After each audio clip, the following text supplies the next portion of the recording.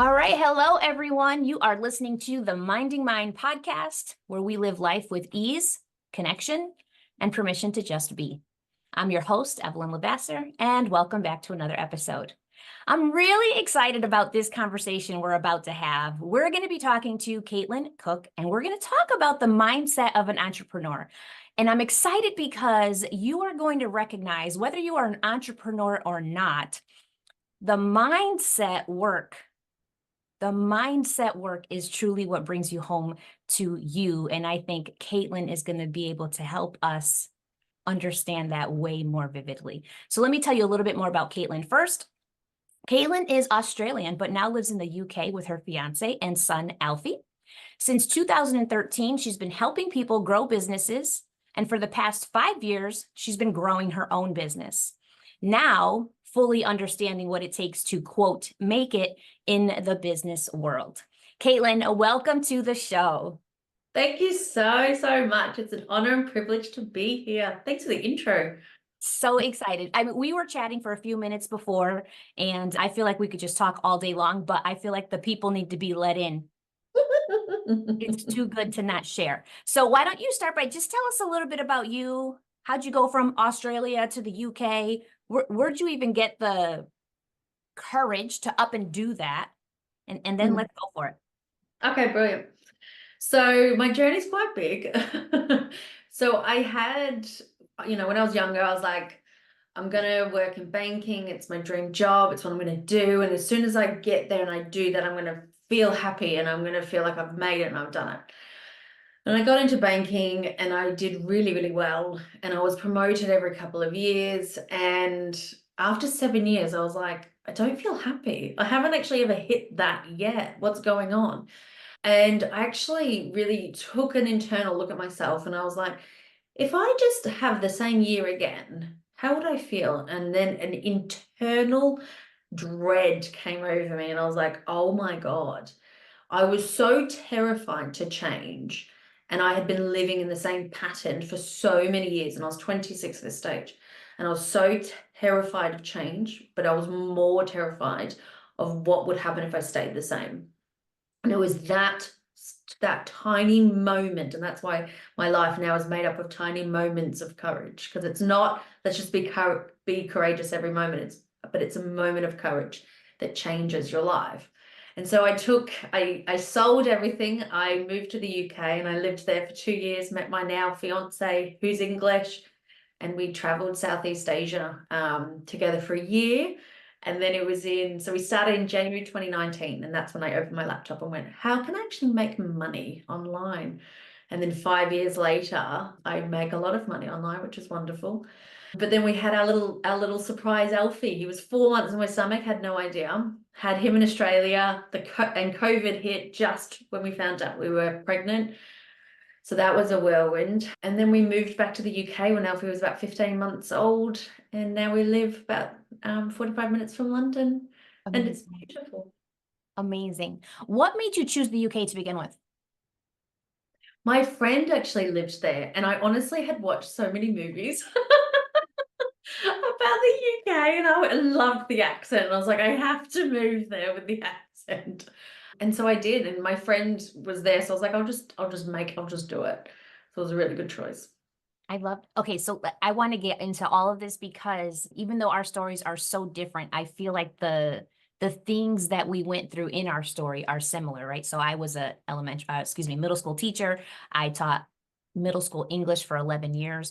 And the thing is, I was really good at it, right? Like I had an excellent rapport with the kids, even kids that are challenging behavior wise, just an excellent rapport. I had an excellent rapport with my staff, my coworkers, my bosses. But I mean, that last year that I was there, it was pulling up to the building, sitting in the car and saying, Evelyn, get out of the car. Get in there. You have a family to support. Get out of the car. You have to go in there. And it was like being good at something and feeling like, I don't know, like my soul was being chipped away at. Yeah. But then also telling myself, but this is what you do. This is Mm. what you went to school for. What choice do you have? It's too late already. You've already invested 11 years of your life. Like, you would be an idiot to walk away right now. You have summers off. You have a 403B. You are comfortable. Like, you would be an idiot to walk away. And then there was the other part of me that said, but I'm dying inside. And that was so hard to verbalize to other people because the second you opened your mouth, it was, but you've been doing this for 11 years and this is Yeah. what you got your degree in and you have student loan debt because of this. Like, you're really going to walk away? Then what are you? What are you doing? What are you teaching your girls? Right? Like, all the things that went in my head, but my gut was like, you can't stay here. Yeah. And I feel like you're sharing some of that same, that mental fight. Oh my God. And I think that's where the connection between your mind and your heart. So everything I do now is integrating your heart and your head because you want them to be in synergy. But when you're in that moment, it makes rational, logical sense to continue as you are because you know what the outcome will be. You're safe in that. So I know for me, I was really good. Like, I was number 2 in the country at my role. Like, I was going to get promoted and go up and do all this stuff. But I got to a point, I was like, who am I doing this for? Mm. I think myself for everybody else who is taking advantage of my skills. And I'm not being valued the way that I want to be valued in this. I don't have the freedom that I want in this. So what am I doing? I'm literally just trying to prove my worthiness to somebody else who'll never see it. And then it was in that moment of my heart knows I need to do something different. And it was painful. It was physically painful to let go of the identity. It was purely an identity of, I'm the woman who does this and she's great at this. And this is how she presents herself and she's fine and she's great. To all of a sudden, I'm feeling broken inside and I'm crying and I'm going, there's a disconnect. I never thought I was the adventurous girl. I never thought I was somebody who would let others down and put herself first. And it was that realization of, hold on, my entire world has shifted. I'm now choosing me over everybody else. And in that moment, it was so hard because as soon as I chose myself, everybody else was like, how dare you? How dare you? And it's that where you go, have I done something wrong? What have I done wrong? But the more you do it, and I've been doing this now consistently for like 8 years. So now I'm like, I'm absolutely fine. Yeah. I'm putting myself first. But at the start, it's really hard because you're like, I must be doing something wrong because somebody's angry at me. But it's when you take that ownership of their own feelings, their own emotions, and put it back on them, and you go, I'm not responsible for how you feel. I'm responsible for how I show up and how I communicate to you. And if you need me to explain it in a different way, so you hear it a different way, that's fine. But I'm not responsible for making you feel better and acting until you're where you need to be in a comfortable position. That was like life changing when I realized that. Mm. I think that is something that is a struggle because even as women, we're kind of programmed from when we're little to Mm.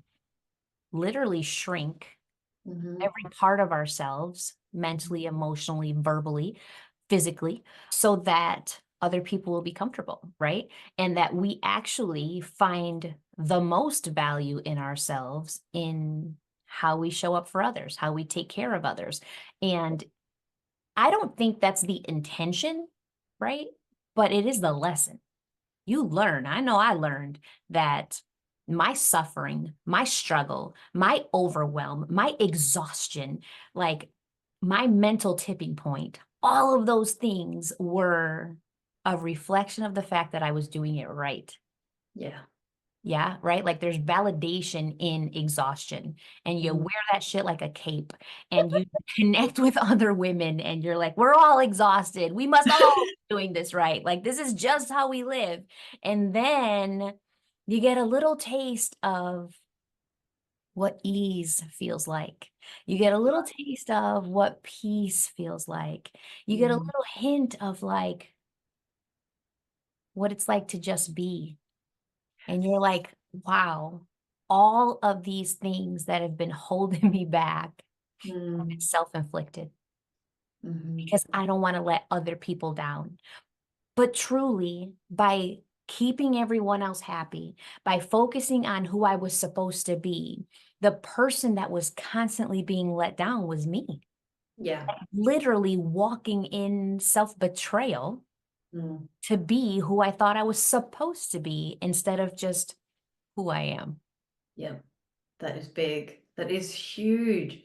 And I think for me, it wasn't until I had my son Alfie that I was able to mirror myself through his eyes and my obvious interpretation of the mother I was to him in those moments and what I perceived and defined as weak and then what I perceived and defined as strong. So for me, I started asking myself, is this what I want him to think a woman's like? Is Um, this how I want him to see women? Is this how I want him to treat women? And that was so hard because it literally went against everything that I've been like programmed to believe and to feel and to show up as. It wasn't me giving him everything, as in, I'm a woman, you can have everything. It was, I'm a strong woman standing here in front of you, and I will provide for you, but also teach you how to do this because that's how I do it for myself. mhm, And there was this inner boss woman that came out when I had my son, and I was like, this is who I want him, how I want him to stand next to a woman. I want him to stand next to a woman equally, which meant the conversations I had with Tom had to be very much like that. So I was very aware of when I'd just be submissive in a conversation, or if I just wasn't bringing my true essence. And then it allowed me to self-reflect and go, actually, no, that's not who I want to be. That's not how I want to be portrayed. This is it. But I think on your point where you said earlier about mindset, this is why it's important, because mindset is literally changing your mind. That's mhm. what the work of mindset is. It's changing what you used to believe to now believe something different that helps benefit you.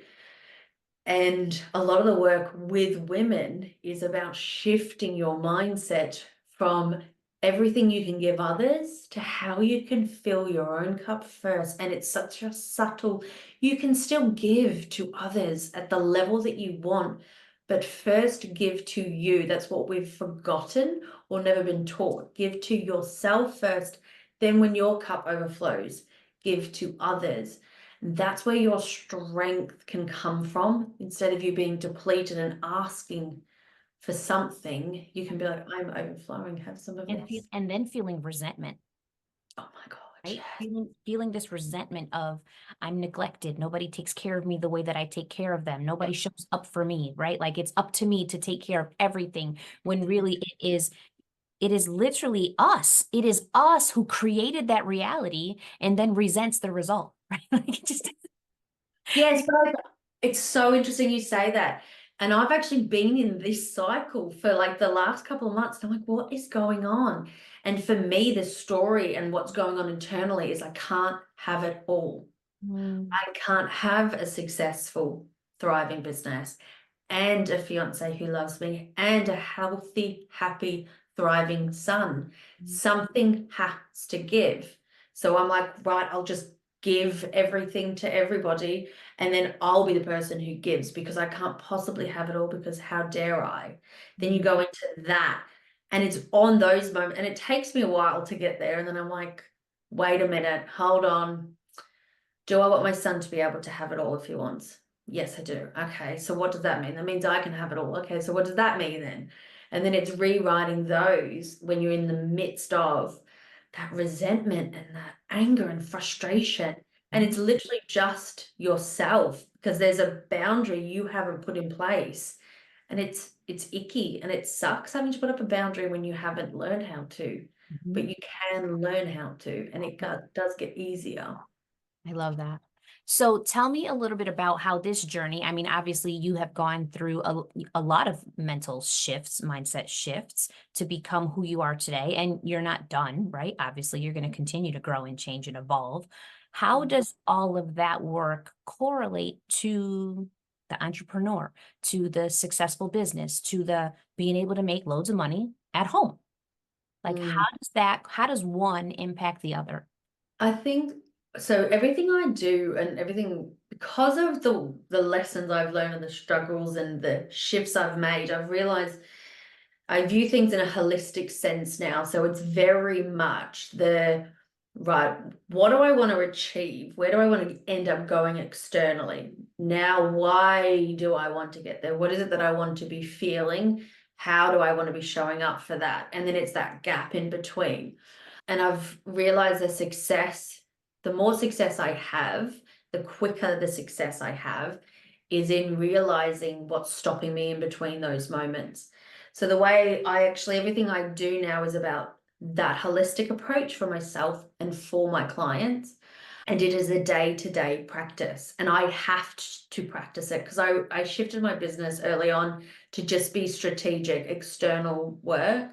Then I actually forgot to do the mental work and I stagnated my own growth. And I was like, it's not something I want to readily jump into. It's not something I'll just be like, I'm just going to do it. It's going to be fine. Because sometimes it's hard. You've got to put a mirror up to your biggest flaws. So I restructured again and I was like, no, I need to incorporate the mindset with the work that I do. So I have to do the mindset for my clients so that I'm able to go, if you feel like this, you're most likely at this level. So you need to do this. And you just make it easier and easier and easier. And it allows you to become somebody you really like. Because I like who I am now. I never, ever, ever liked who I was, ever. I really do like who I am now. I love that. That makes me smile like ear to ear because I mean, God, if there's one goal in my life, it is to wake up just happy to be me, right? Mm, Like to just, I think so much of us believes that we have to earn that, that we have mm, to work for it, that we have to, I don't know, like prove the value that we have to get the worthiness we desire, right? Like if you think about our children, when they're born, oh my gosh, there is nothing that you mm, would not do to just keep them safe and comfortable and happy and whole. And they didn't have to work for that. You just gave it to them because they were born and they're here and they deserve it. But mm. it's us, right? Like we had that once also. And then, people kind of put rules in place and expectations in place. And we started molding our minds to believe like, if I behave a certain way, I receive accolades. If I am a good girl, I Mm. get more praise. That means I am loved, right? Like all these stories start to form layers and layers and layers. And then next thing you know, we are literally performing. Yeah. You put on a mask and you perform every day of your life to be the person who is worthy of those accolades, worthy of their respect. But it really is just a betrayal of self. It's a constant betrayal of self. I'm trying to think of like this from an entrepreneurial perspective because I know for myself how much these limits. Do you see like a commonality around thinking specific things for entrepreneurs? And like, do you see them kind of get stuck and spiral in the same types of things? Mm-hmm. Mm-hmm. Very much so. So the people I work with evolve, shift, and change as I do. And I love that. I never want to be boxed in. Mhm. So the people I'm currently working with are seven-figure entrepreneurs wanting to get to eight figures. They're having the same issues that I had when I first started. They're having the same issues that people at six figures have, at five figures have. Mhm. It doesn't end. I think a misconception is when I get here, it will feel like this and I'll be great and there'll be no issues. That actually never goes away. The mindset works helps you, and there'll always be mindset work, no matter where you are in your journey. It helps you remove and let go. Because the more you grow in business, for me, your business will only grow as much as you do. Meaning, if you make space internally, you will have space for things in your life. If you just jump on more negativity, more busy work, more of this, you're not giving yourself space to grow and expand. You need to clear space. So a lot of the things I find entrepreneurs at the 7-figure mark at the moment, they come to me because they're like, I am stuck. I am stuck in my business. I am stuck, burnt out. I have literally been putting happiness on a pedestal and I can't achieve it until I get to here, which started at wanting to get to 5 figures, then 6 figures. Now they're at 7 figures. Like, well, when I get to 8 figures, then I can feel it. And I'm like, you've been doing this year after year after year after year, thinking it day after day. You've compounded that. You're now in a burnt out, mind fog, stressed out of your brain mentality. And business doesn't have to be stressful. Don't get me wrong. This is a certain person's belief system and journey, and everyone's journey is the same, is different. But these types of entrepreneurs that I'm helping at the moment is very much like, I'm burnt out and I have no idea what to do.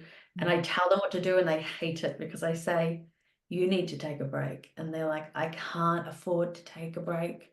And so what my role has ended up becoming is a fractional CEO. So I'll strategize how to get them where they want to go.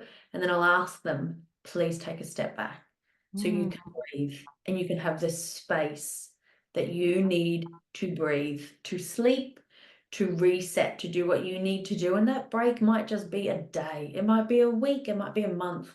Everyone's different. But once they've had that break, that step away, they know they can let go and it won't all fall apart. Something in their brain shifts and they go, well, maybe I can do this. And then they see it differently. And then it's when they're out of it and they're not so focused in on, I have to do it this way, I have to control it like this, and they allow it to step back and kind of trust, it does get out of that stagnation and that momentum starts to build again because they know where they're trying to go now, because they've given themselves a pause to be, I've gotten out of that rat race, I've now paused, I know where I'm trying to go, and now I'm headed there.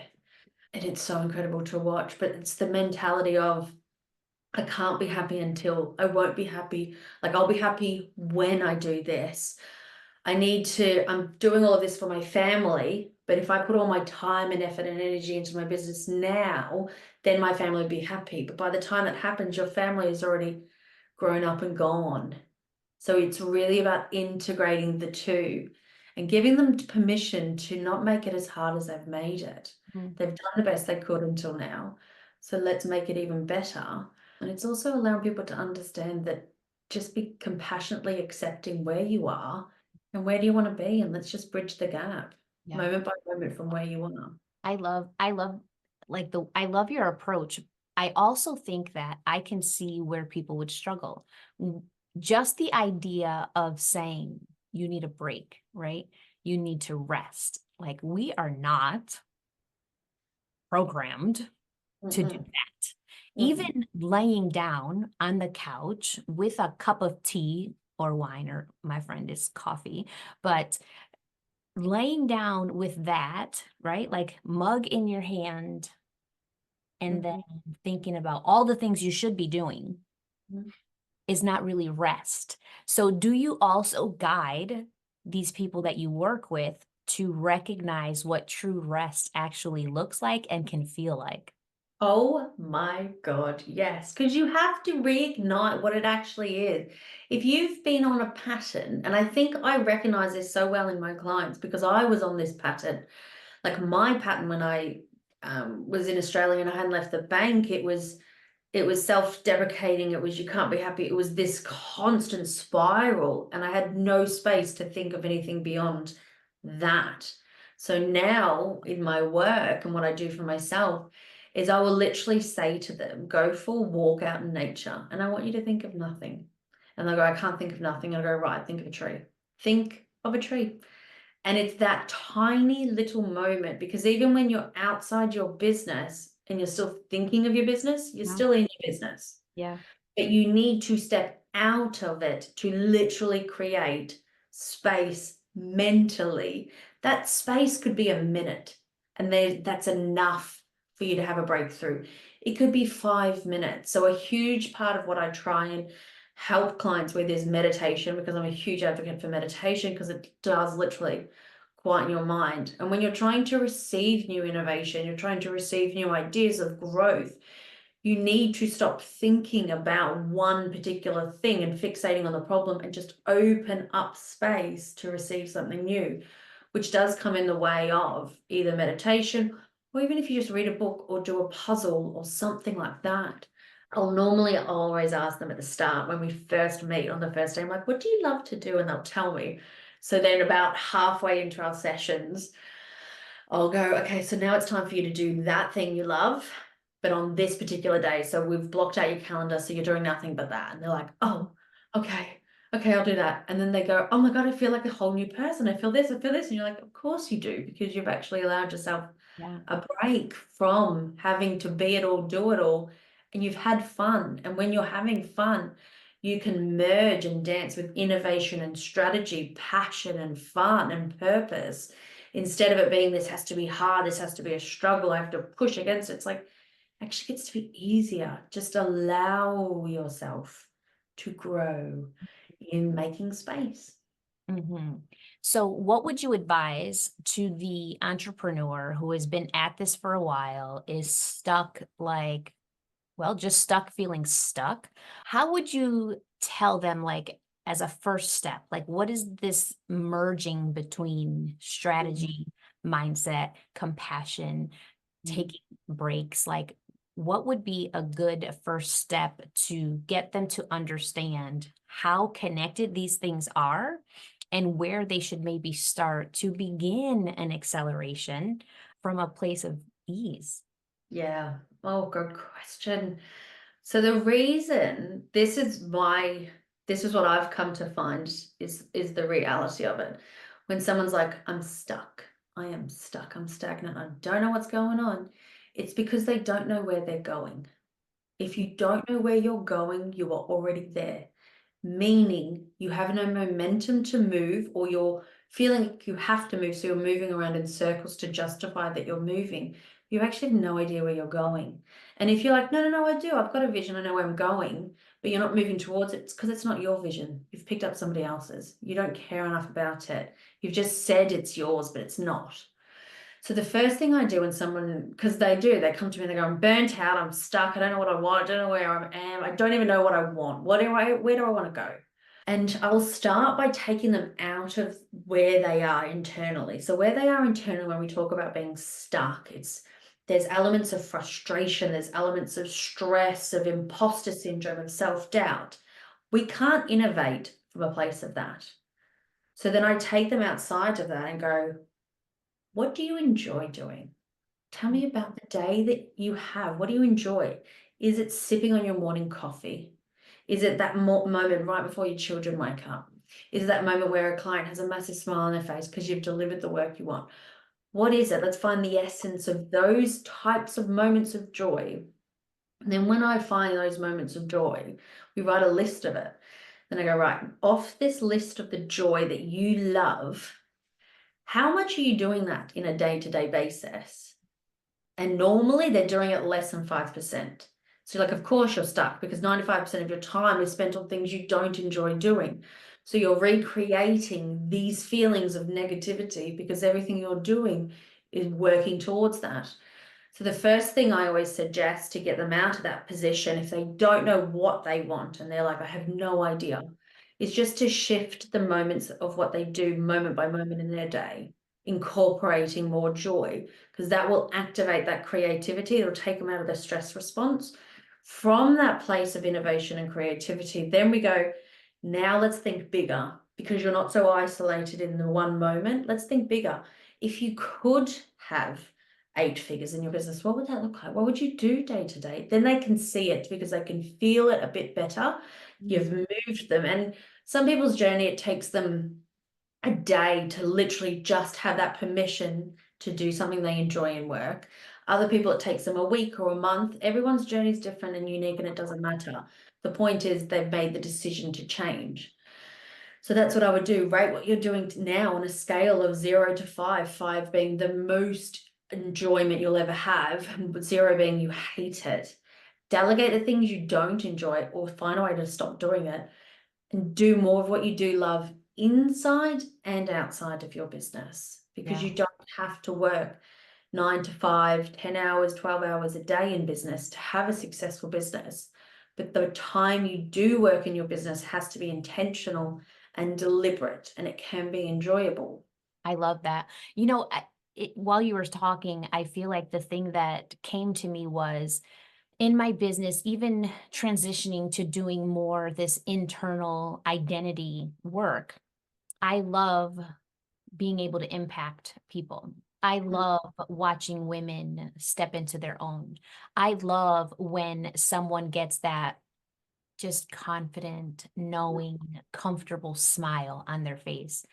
But But my most favorite thing in any part of this journey, my most favorite thing is who I've become, Mm, right? Like it's not, I can't even say that if I were to list the things that I am proud of, if I were to list out my accomplishments, that would be number one. yeah, Just becoming who I am yeah. is my most favorite part of all parts of my journey. I love that. And it's so true. I think something that activated inside of me on this journey, when everyone's like working your zone of genius, what's your passion, what's your purpose, wasn't until I asked myself, what is mine? And then I started just noticing things around me. That when I asked women what they wanted and they told me the truth, and their entire demeanor changed, their entire posture changed. There was a light that just ignited, their eyes twinkled, and they were like, and then I was able to be the one to go, fantastic. Here's the strategy, and here's your step-by-step guide to make it happen. Because there's something that happens when you're where you are and you then have this inner knowing of, this is where I want to go. I can't quite explain why I want this, but this is what I want. And then you can go, you can have it, you can achieve it, and you help them become the woman they have to be in order to be that woman who receives it, who allows herself to receive it. Mhm. And I think those moments, I become a better woman when I see a woman able to do that, able to ignite her passion. And I never knew that entrepreneurship was also linked with self-love. Mhm. And my self-love journey has, like, it's been a roller coaster ride. And I think you have to show up for yourself each and every day, not every moment of day, but in tiny moments that matter, in the deciding factor of, do I do that post that's slightly vulnerable, or do I sit back and not? Do I say what's on my heart, or do I not? It's those moments that you become that person that matters. And it is so, so fun and enjoyable. And there's something like, you stand tall and you're like, this is who I am from a really loving, gorgeous place. And I'm going to say no to everything that makes me feel not like this, because Yes. then I give you permission to do the same. Mhm. Yeah. Yes, yes, yes to all of that. Would you say that mindset takes priority to strategy, vice versa, or do you feel like they're equally important? It's an equal merging of the two. And I take it as like, strategy is mindset strategy and strategy is growth strategy. So it depends where you are in your journey, will really, really dictate what needs to be prioritized. So when you're in the starting phase of your journey, the mindset is crucial. You need to be spending 95% of your time on mindset and 5% on strategy, because honestly, the 5% of strategy when you're just starting is, you have an offer, you need to speak to somebody who you want to buy that offer for. That's it. That's all you do. You're trying to connect to somebody, you're trying to validate your idea. It's the only thing you need to be doing for 5%. The other 95% is finding the courage to do that. Finding the courage to stand back up when somebody says no. Finding the courage to believe that you can do this, to create the vision that you can be a business owner. Because what you're doing in the starting phase of business is you're transitioning from believing that you can only earn money 9 to 5, to creating anything you want. And the way you create anything you want is, you need to think of what it is you want, create the visual of it, and then bring it to life. When you're in the growth phase of business, it's merging the two on a day-to-day basis. It's like, right, I've got my strategy down pat. Do I believe it's going to work? Yes or no? Okay, yes, I do. Right. So is it working? No. Right. Well, what part of the strategy isn't working? Or do I believe it's going to work? No. What in me believes that I can't do this? So it's very much just questioning. And I found it so hard, so hard from a mindset standpoint to be like, can I do this? Yeah. Is it working? No. Why? And then it was like, I don't know why it's not working. And you have to find the little areas of, let's try and tweak this part. Yeah. Is this working? Is it not? And that requires resilience. Yeah. Resilience to show up and know that you need to tweak something in order to make it work.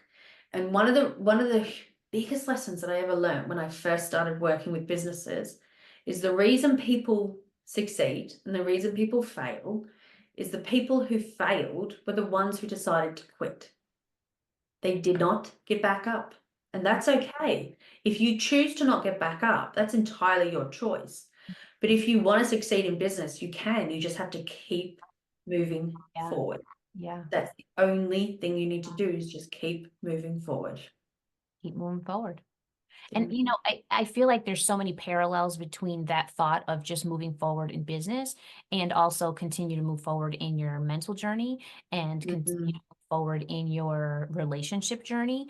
Like every single thing that we measure as successful on the outside is tied to some success internally too, if you look at it that way, right? Like you are constantly growing, evolving, showing up differently. The game is just continuous. I love everything that we talked about today. I love how you are literally just living life, honoring yourself and helping women do the same. Like to recognize that everything that you are as a human being is enough, right? Mm. Is enough. You don't have to earn it. You don't have to work to be somebody different, but also that in your enoughness, you can make loads of money by being you Yeah. and serving people in a way that feels good to you too. Like that you're just spreading that to everyone. So lovely. Like my whole mission, because it was my mission, my life's mission, because I was like, I have to serve. Like my whole deep desire was to serve and be of huge impact. But I never believed I could receive anything for it.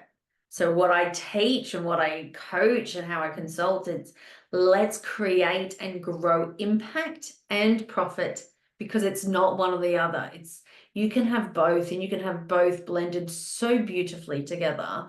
And you can be the leader in your industry and have the kindest heart and the most smart strategy to keep you front and center, stand out in the market whilst giving back and receiving Yeah. a shitload of money. Yes. Like it is just you can do that if you want to, and it's awesome. I'm here for all of it. Yes. Give me the impact. Give me the money. Let me bask in the essence of Evelyn. Yes. Oh, Kaitlyn, I love this conversation. I know that people are going to be very curious how to reach out to you, how to follow you, work with you, all the things. So tell us a little bit about, where are you? How can you be found? And what do you offer right now? Yeah, so I can be found. My website is thekcc.co, and I can be found on LinkedIn at Kaitlyn Cook, or my personal Instagram and Facebook is Kaitlyn Cook. I have to be honest, I'm not very active on Instagram or Facebook up until recently. And actually, at the moment, I'm doing two things. So I've just launched a half-day intense strategy session, which I am obsessed with. So it's a 3-hour private, all-in, let's create the next quarter of growth for you. Let's work through your mindset, where you are now, where you need to be, the strategy of what you ultimately need in a simple step-by-step format to get you from where you are to where you want to be. And you just follow it every single day. So I'm offering that at the moment. And then I've also just launched my how to move from 9 to 5 income to entrepreneurship money mindset. It's a 30-day challenge. So I am obsessed with money mindset and shifting from poverty to more than enough. And it's 30 of the most crucial lessons I have learned. And they're in 5 to 7 minute long videos every day of this is what you focus on today. And it's going to shift your reality of how to bring in more money and make more money now.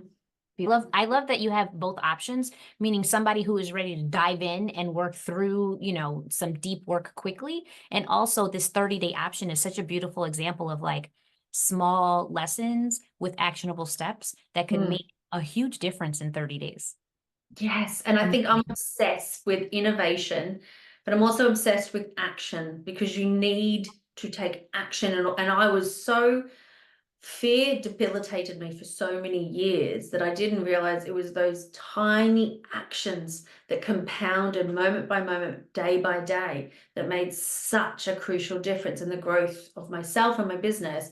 So everything I do is about simplifying the road and making it one very easy to follow action step every day so you compound that growth. I love it. Kaitlyn, everything is going to be linked in the show notes. I love our whole conversation, but I cannot let you go without asking you the question of the hour. And the hour is, in your journey of learning to mind yours, be intuitive, shut off the outside noise, like literally live in the essence of who Kaitlyn is. That's minding yours, right? How does that impact the legacy that you will leave? Mm. That is a deep and profound question. I think moment by moment, it's in the choices I'm making now to remove the stories that myself, my mother, her mother, her mother, and all the women before them had on them and kept themselves in that box. It's freeing myself and all of us into who it is we ultimately want to be, so I can unleash this inner female power and stand tall, and my son can be in a world filled with incredibly strong, empathetic, beautiful women who love themselves from the inside out. And he knows how to be a man amongst women like that. Love that. I Mm. love that, to know that you are the woman that you want to be, and you're also raising a son to support women that want to be also. Amazing, amazing. That's legacy. I Mm. love it all. I love it all. Oh my goodness. All right. I'm going to thank everybody in advance because this was amazing. Kaitlyn, thank you also. Everyone, thank you for joining us and tuning into another episode of Minding Mine. If this episode resonated with you, remember to rate, comment, and review. Your feedback helps me grow. And until next time, I want you to go live your life on your terms and mind your business. We'll catch you in the next episode.